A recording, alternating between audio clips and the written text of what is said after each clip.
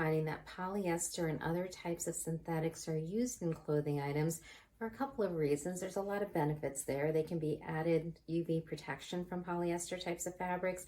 They can moisture wick or get sweat or moisture away from our skin more effectively.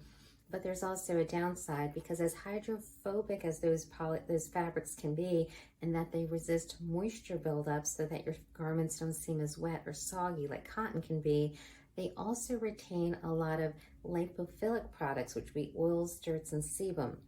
That means that when you're wearing those, especially overnight, and there's long stretches of time between your clothing contacting either your pajamas or your bed sheets, that the oil can build up in the fibers of those fabrics.